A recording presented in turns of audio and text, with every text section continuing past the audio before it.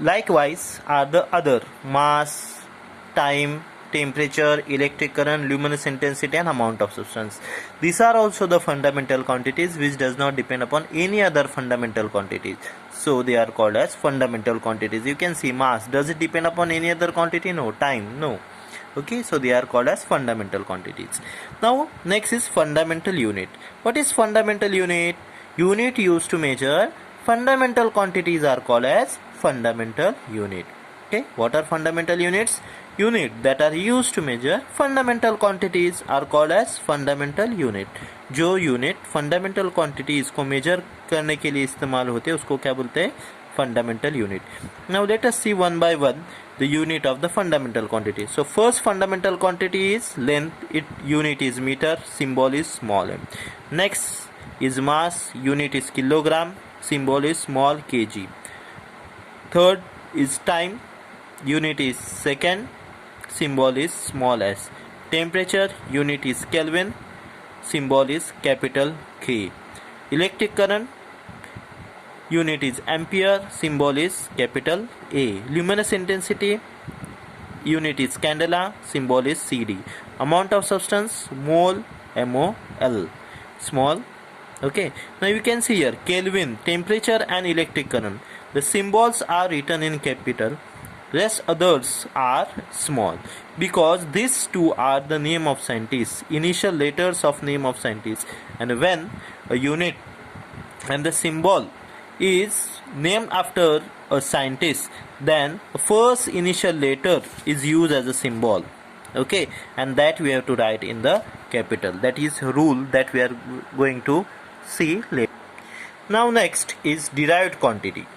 What are derived quantities? Derived, the term itself tells us derived means made from something else. Okay, so physical quantity which depend upon one or more than one fundamental quantities for their measurement are called as derived quantity.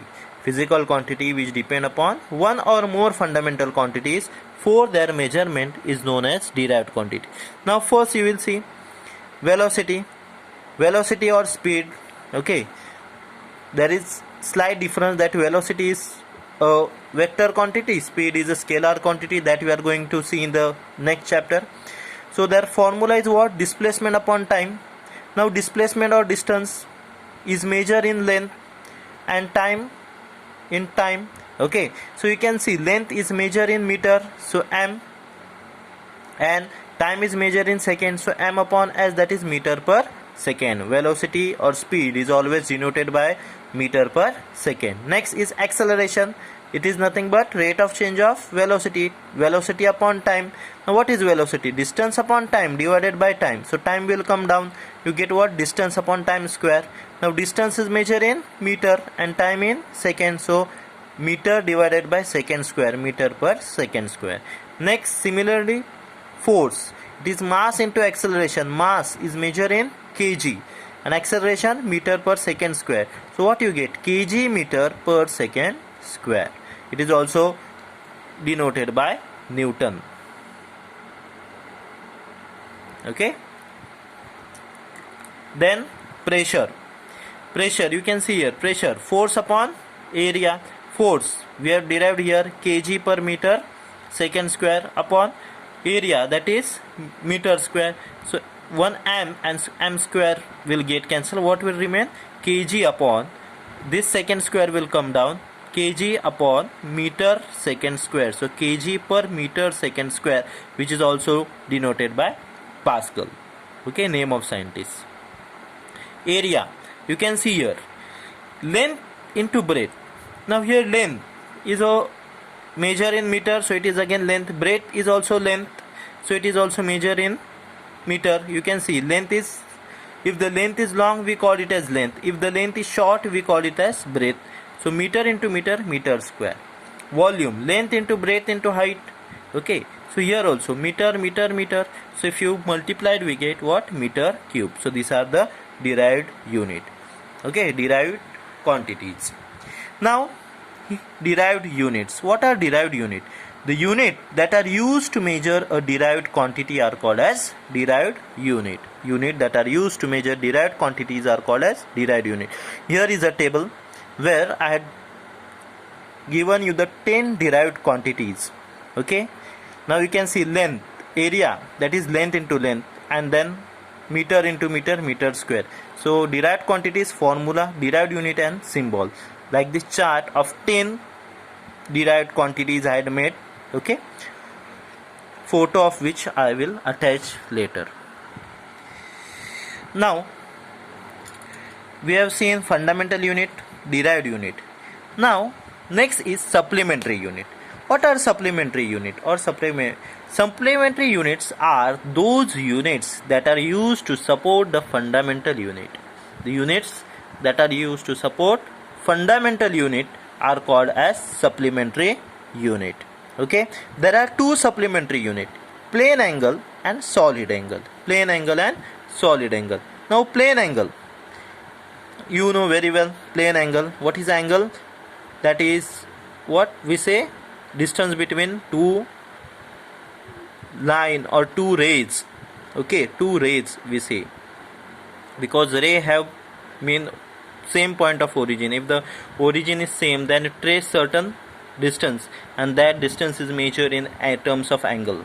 Okay, especially in circle we get to see distance between two radius, we can say. Okay, is called as angle. Now this, it is defined as ratio of length of arc to the length of radius. Okay, to radius of circle. So it is ratio of length of arc to radius of circle, to radius of circle. It is denoted by d theta. It is denoted by d theta. And unit is radian. Till now you had measured the angle in degree, but a standard unit of measuring the angle is radian. So there are two units of measuring angle, degree and radian. That too you are going to learn this year. Next is solid angle. Now when we have three-dimensional figure, for example a ice cream cone, okay, you can see there is a certain angle inside that cone. If you just keep it and draw, then you get two lines and you can get easily an angle. But whatever you draw is just 2D, and if you see the cone is 3D. So the angle by inside that cone is called as solid angle, and it is defined as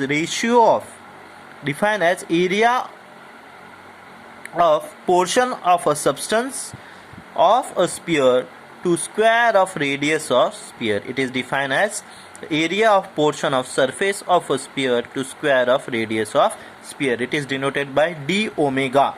It is denoted by d omega, that is equal to dA upon r square, where dA is the area to square of radius. Then next is system of unit. Okay, system of unit, there are three system of units: CGS, MKS and FPS. CGS, centimeter gram second. Here length is measured in centimeter, mass is measured in gram, and time is measured in second. Okay, it is called as CGS. Next is MKS. MKS, here length is measured in meter, mass is measured in kg, and time is measured in second. Next is FPS system, foot, pound, second. Here length is measured in foot, mass is measured in pound, and time is measured in second. Foot, when we buy a certain flat or a house, that time the area which we measure in the foot, not in meter. Okay, this much 500 square feet carpet area, 200 square feet, 1000 square feet. Okay, then mass is measured in pound. Okay, when a small baby is born, that time the mass of a baby is said in terms of pound. It may be a 9 pound, 11 pound. Okay, rather in telling it in the kg. Okay, this FPS system is also called as a British system. Then next is SI unit. SI unit is nothing but a MKS system. It is nothing but MKS system. But this MKS system is accepted universally, internationally, at 14th International General Conference on Weight and Measure, okay, and so it is known as International System of Unit. The SI stand for System International. System International, okay. So SI system is nothing but MKS system, but it is universally, internationally accepted. Now next point is need of measurement. What is need of measurement? Why should we measure the things? I just mentioned few points. You can add few more on your own. First, to obtain the accuracy in experiment. Whatever the experiment you are doing, in that if you want to obtain the accuracy, then we need to measure that thing properly. To maintain the record of performed experiment, I want to keep the record. I had performed the experiment, so in that I should know how much quantity of a particular thing I had used, okay. Then to exchange the information, I had performed the experiment now, but I want it to pass it because to the upcoming generation, okay, to my juniors. So to pass it, I should maintain the records of it, and to maintain the record I should need to measure the things, okay. Now next is requirement of good unit, okay. What are requirement of good unit? This is important point. Unit should be easily available.